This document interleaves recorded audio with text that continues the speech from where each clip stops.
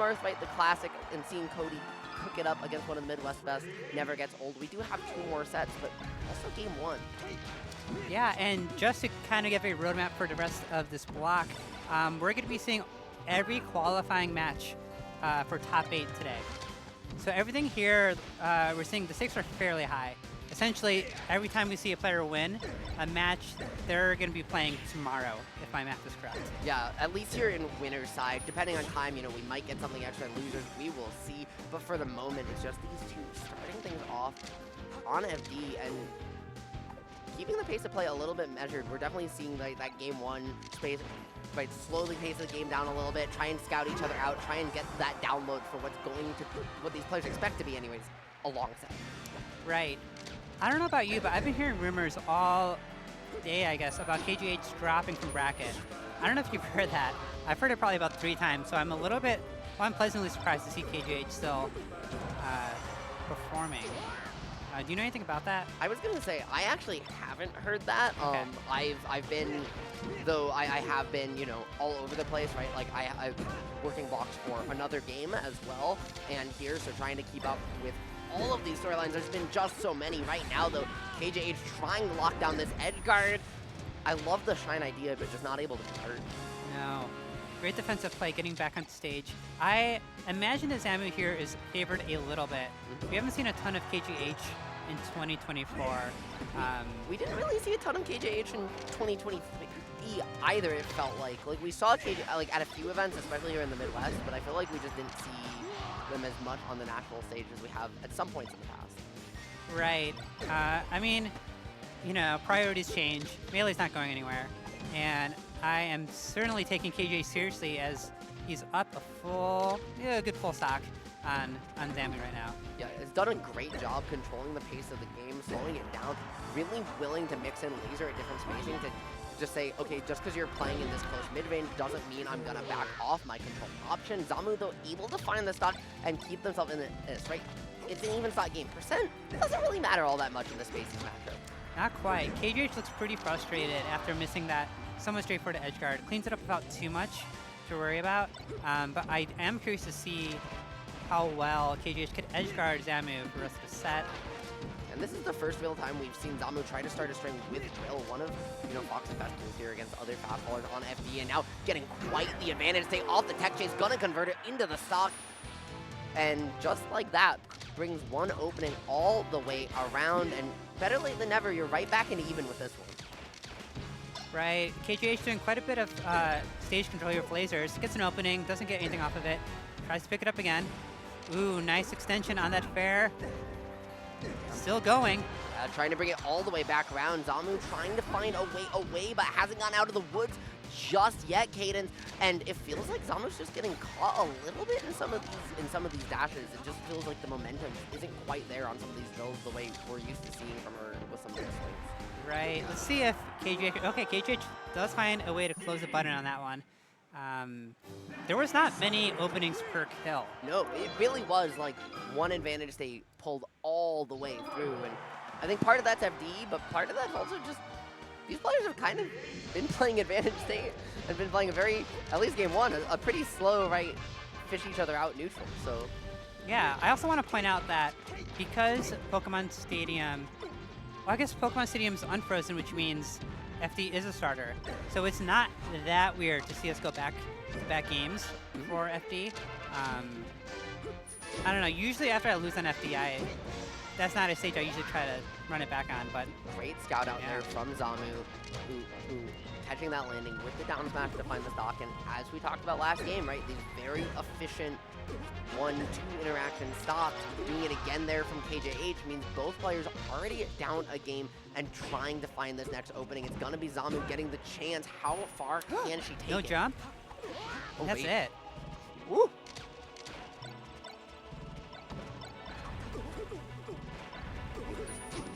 Zamu now has kind of just, it feels like, started to wake up a little bit, getting at least the pressure there. Ooh, huge combo opening. Yeah, one overextension, right? It's just been all it's taken. Both these players, it feels like, have been so reticent to commit, and the second they do, it feels they either are taking the stock or getting blown up and getting their stock taken.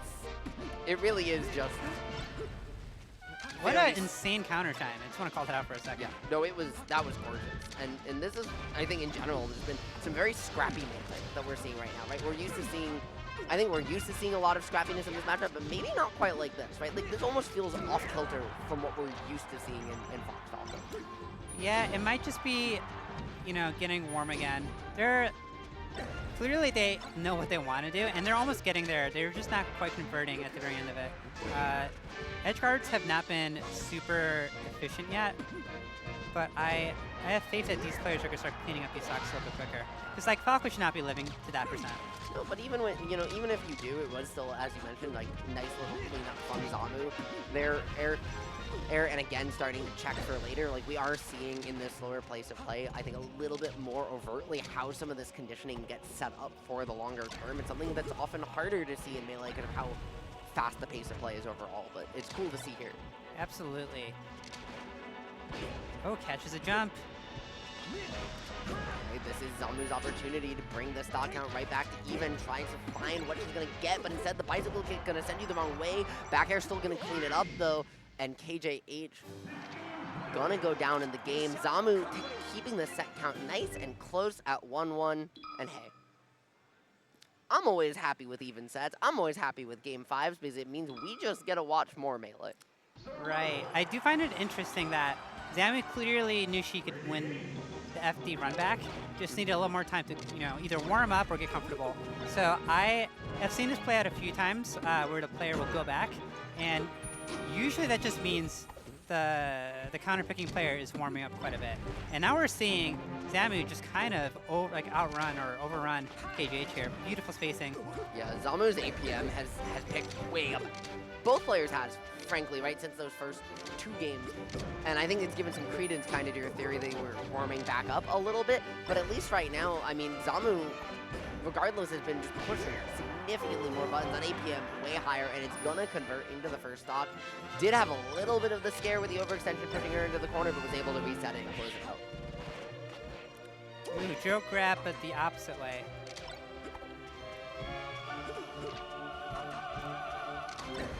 I love the approaches here from KJH, trying to get these combos started with the laser, but just hasn't really been able to find the mark on them other than at the beginning of that first game. Even there, right, had to use them to kind of clean up after the fact, but they weren't lasers that he was necessarily shooting for precision. No, not quite. As you can see, we are running unfrozen, you know, of course, you know, the natural, all-organic Pokemon Stadium. But it reminds me that a lot of these tech chases are confirms. No longer confirmed. Off the backboard, Zamu finds it anyway. And Zamu just, again, right, like dancing around, just really moving at a higher pace. And KJH is someone, too, that we're used to seeing play a very technical breed of Falco.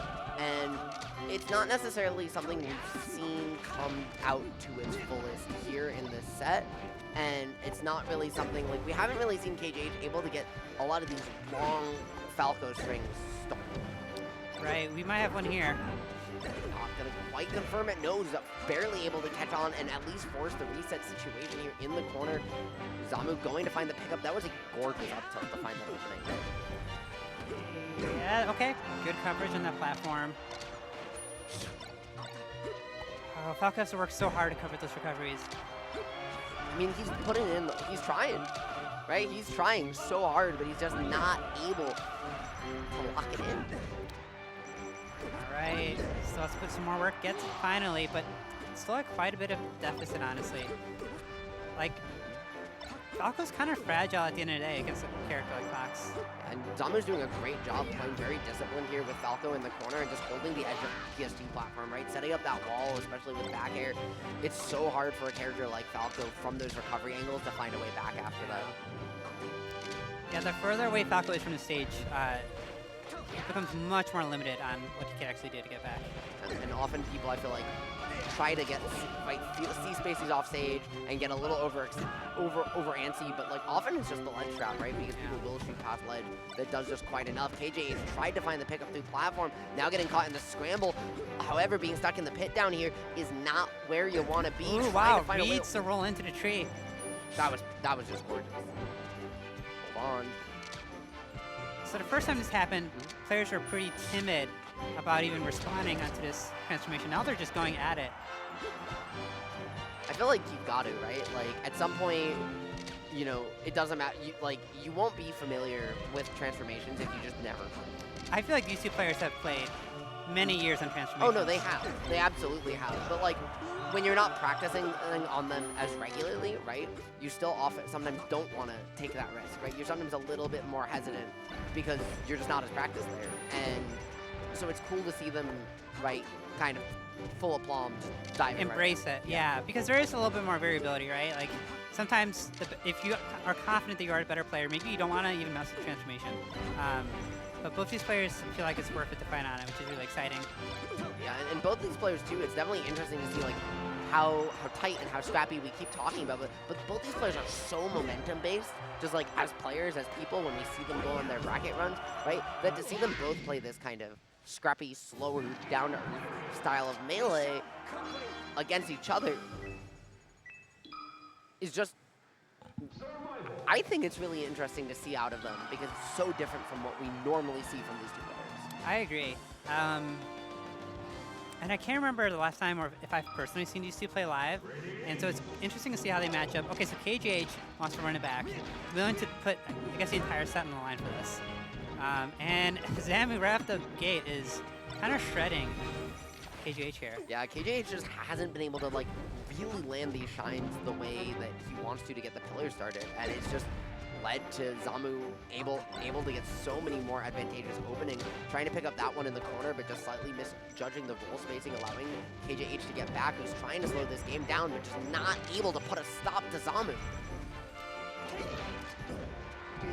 Oh my god, that was a beautiful conversion off platform. Finds an up air, where many would go for a back air.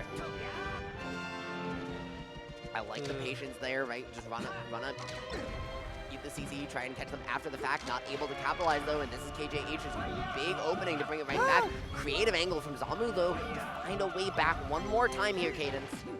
Wow, tech chasing off screen. This combo's getting a little bit ridiculous here. We're getting the mountains coming up. Curious to see if they're going to play it timidly or they're going to embrace it once again. I mean, if I'm KJH, right, I'm trying to take full advantage here, but I think just their relative positioning when they came into the transformation just makes it a little bit difficult. Because in some ways, like Fox will just live a little bit longer at that percent on this transformation, right? There's many more places to like refresh invincibility, like that. That's not where you want to be. So just like two ledges to hold there. Zamu finds the right one, and now we're unfortunately facing down potential 4-stock. Unlikely, but it's quite a lead. Yeah, it definitely depends how, you know, I think what this next interaction looks like, right? Can KJH get on the border and Zamu gotta find another opening because KJH does need to stem this bleeding and fast. Okay, finds a shine up air. That's the chance you need. The question is, what can you do now? Right? We still, again, haven't really seen a long combo out of him since game 1.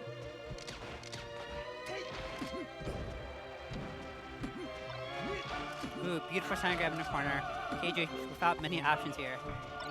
Yeah, Zamu's starting to read these rolls though consistently, and that's, you know, that's one of those times where it's like the download might be getting close to complete, and if you're KJH, again, you just need to find something fast. You need to find this opening now. Ooh, beautiful falling there into up smash. KJH looking pretty frustrated, honestly. I wonder what's going through his mind right now. I mean, I just think, like, in part, it's probably just frustration and not quite being able to hold your positions, right? Hasn't really been able to establish either under or on platform where you wanted to be. Hasn't really been able to hold center stage. Kind of feels like he's been constantly on the back foot against Zamu's Fox, and I can't imagine that's, you know, that's a comforting feeling. No, and it could be some of these like weird situations that are appearing where like Zamu living a little bit. Oh, here we go. Insane. Doesn't kill.